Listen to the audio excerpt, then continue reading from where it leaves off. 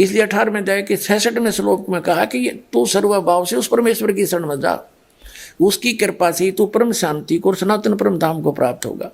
मेरी शरण में रहेगा तो शांति नहीं हो सकती। या तो आपने दुख है भाग में तो दुख भी भोगने पड़ेंगे, और सुख है तो तेरे भाग का सुख भी मिलेगा।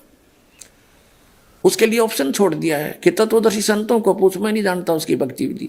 17वें अध्याय के 23वें श्लोक में गीता ज्ञानदाता ने उस परम अक्षर ब्रह्म सच्चिदानंद घन ब्रह्म, ब्रह्म ने माने सच्चिदानंद घन ब्रह्म की भक्ति का संकेत किया है कि उसके 3 मंत्र का जाप है। ओम तो सार्वजनिक कर दिया, वो तो उसका है ही, और तत् और सत वो सांकेतिक छोड़ दिए, उसको तत्वदर्शी संत बताएगा। तो वो दोनों कोड वर्ड जो हैं वो दास के पास है, वो कंप्लीट कोर्स है।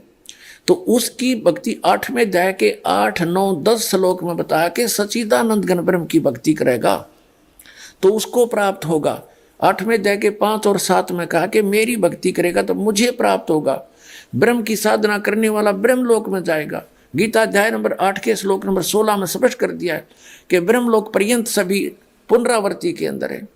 तो उसने स्पष्ट कर दिया है कि उस पूर्ण परमात्मा की साधना से मैं परिचित नहीं हूँ, और मेरी भक्ति करेगा तो ऐसे ही कष्ट भी होंगे, तेरे भाग में सुख है तो सुख भी होगा, तो ये दोनों मिलते रहेंगे। और परम शांति चाहिए तो तुझे सब पापों का नाश चाहिए तो परम अक्षर ब्रह्म की शरण में चला जा। उसके लिए तत्वदर्शी संत की खोज कर ले।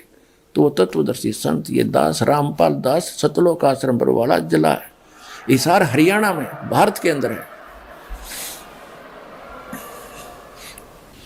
तो पुण्यात्माओं, दास की प्रार्थना है वो सत भक्ति इस दास के पास उपलब्ध है।